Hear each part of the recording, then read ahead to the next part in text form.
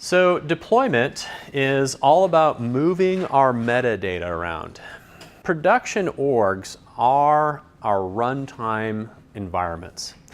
And we're going to be doing development of our Apex code and our Visualforce pages in our sandboxes, right?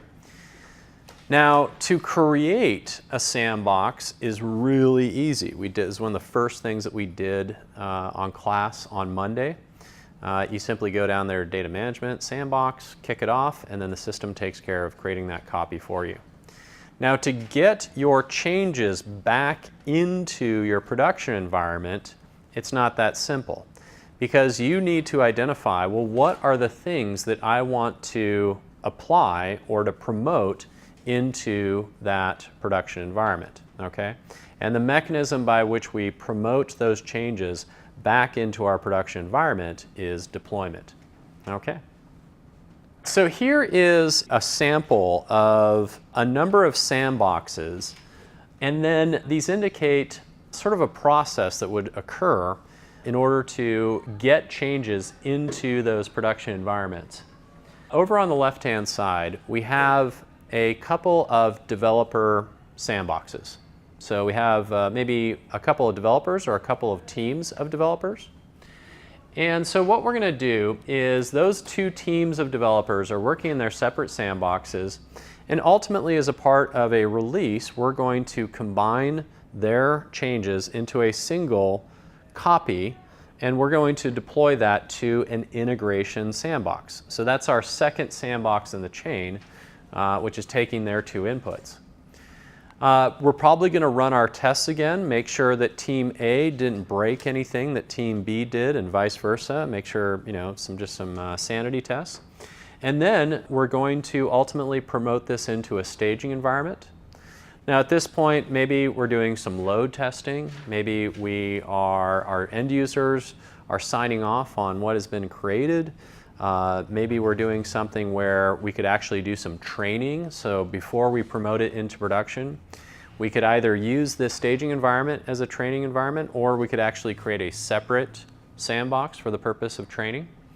And then ultimately, we're going to promote those changes into production, okay? So hopefully we have a stable release by the time we get there, and well-trained users. So when we perform that deployment, this is where we do those requirements, which is 75% of all your lines of Apex code, 100% of your triggers, and none of your tests can execute with an uncaught exception or a governor limit being exceeded.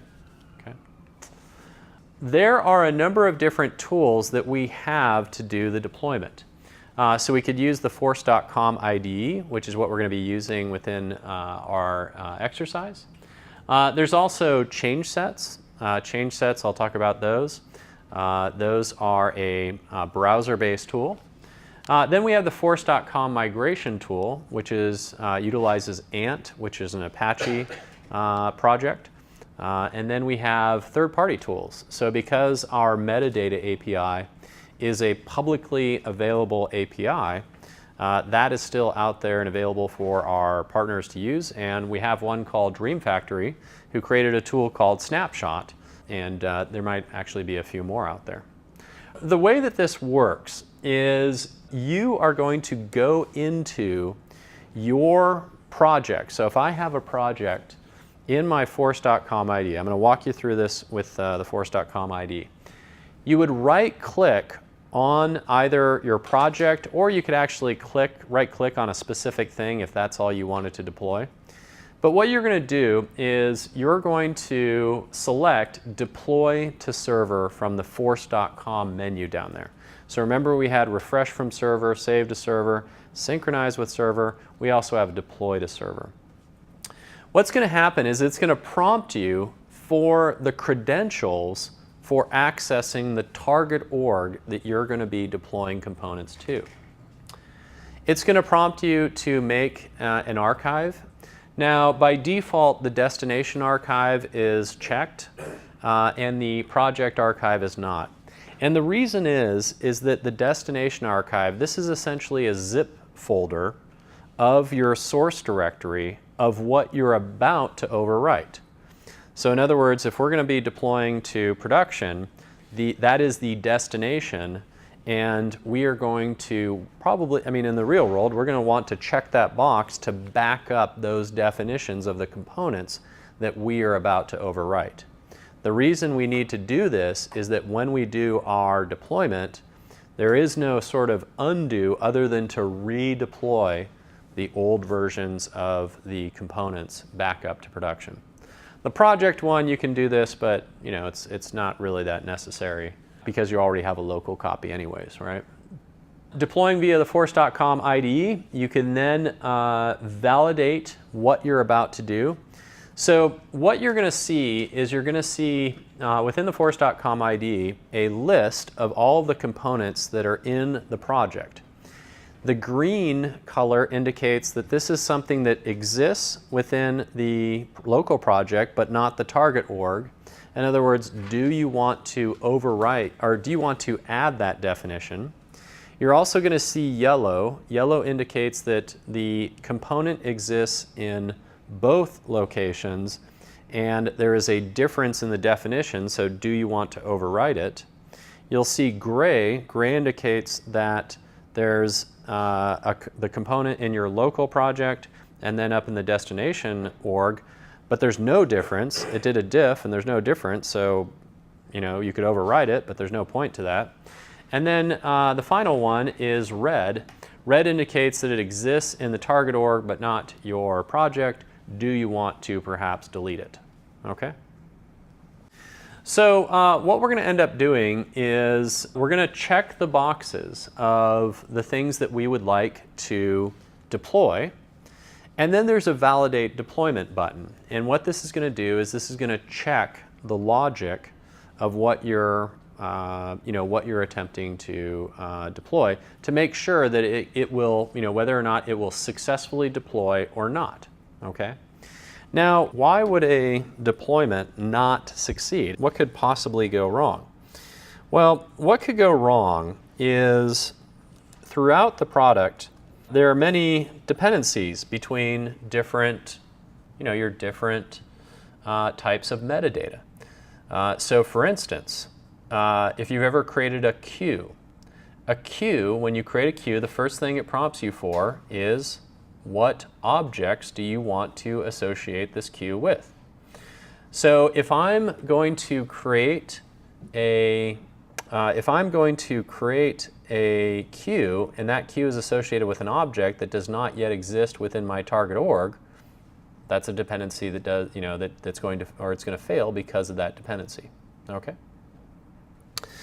The second thing that you're going to run into, and this is associated with the fact, or this is also associated with dependencies, is that the metadata API, so the metadata API does not cover every single piece of metadata, okay?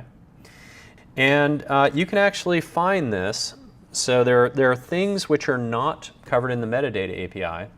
A big one I would say is approval processes. So approval processes are not covered in the metadata API. So taking a look down here, in the metadata API developers guide, one of the things that they do is you can come out here and see all of the different metadata types. This list within the, within the table of contents, here are all the different metadata types that are supported, okay? So it's a pretty big list. But like I said, there's a few things which are not supported. Now in the documentation, there's also the list of the things which are not supported by the metadata API. So you can go through this list to see what those are.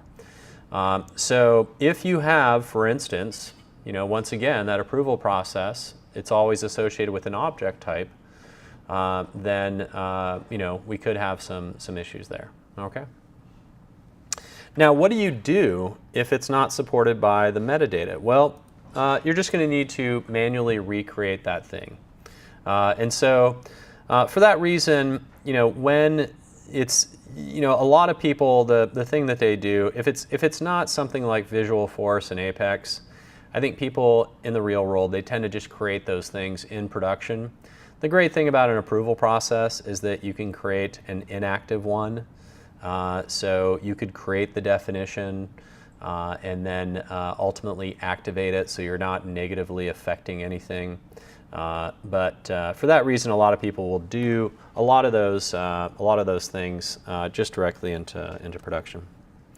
The third issue that you're going to run into is you're going to run into org specific data in the metadata.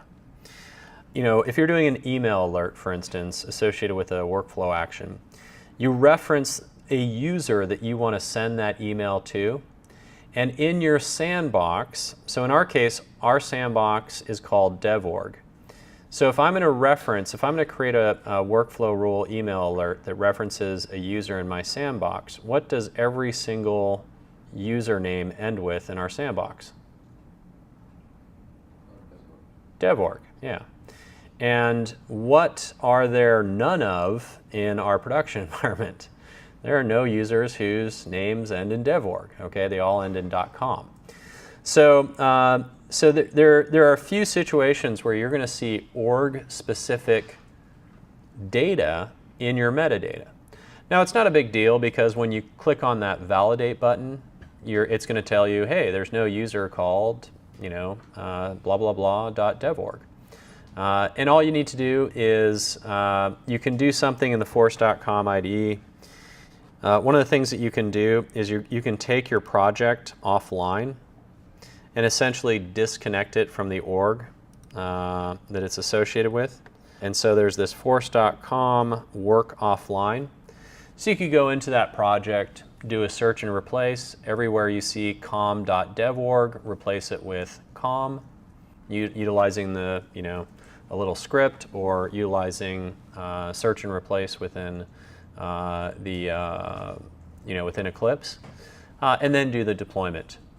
Now there's an advantage of utilizing so just going back to this list, one of the key advantages of using change sets is that it takes care of that for you. So they have the logic to perform that conversion for you.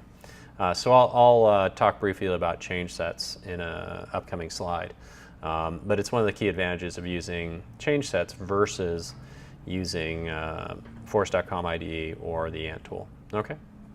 So ultimately, what we're going to do is we're going to click on the next, and we're going to deploy our changes into our production environment or into another sandbox, actually. Not just from sandbox to production, but sandbox to sandbox. All right.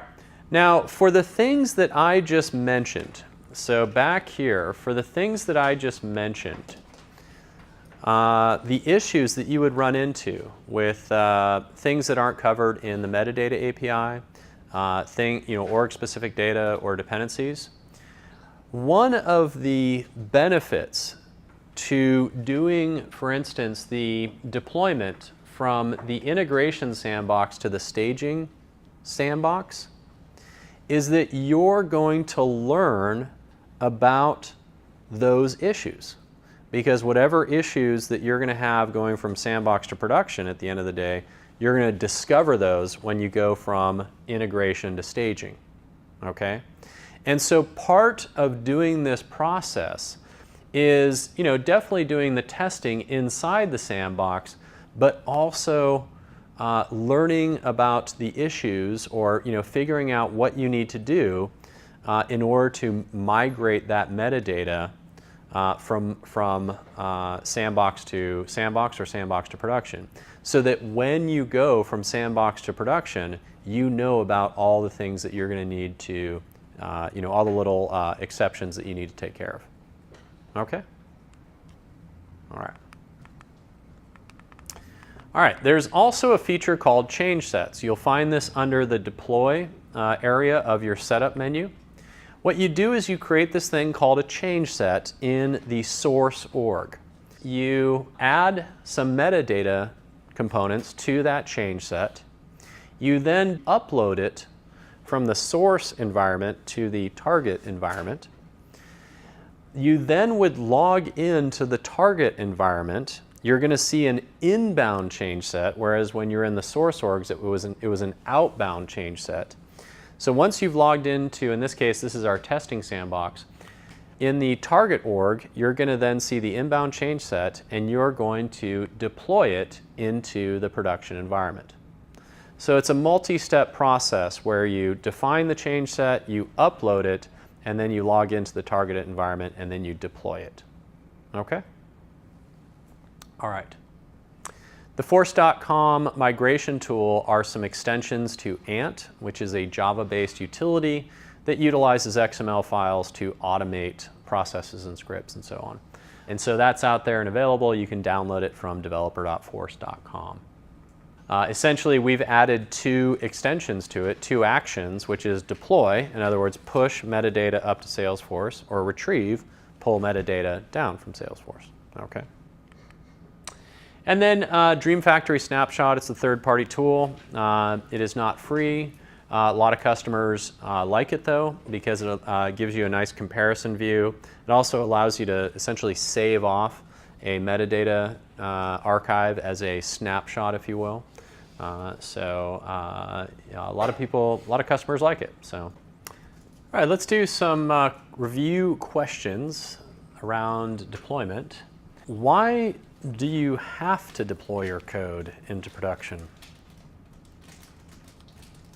So what I'm going for here is that you can't write code in production. If you do have a Developer Edition account, you can do that. But for those of our customers who are using Enterprise and Unlimited Edition, they need to write their code in their sandboxes and then ultimately deploy it. We took a look at 4 tools, or talked about 4 tools, which we could use to do deployment. What were those 4 tools? IDE. Force.com IDE, very good.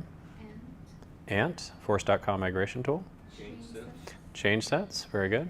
And the Dream Factory. Exactly. So there's third-party tools like Dream Factory Snapshot. Very good. When deploying via the Force.com IDE, do you have to deploy the full project? No, you do not. So remember, we were able to check those boxes, right? And just indicate a subset of things we'd like to deploy.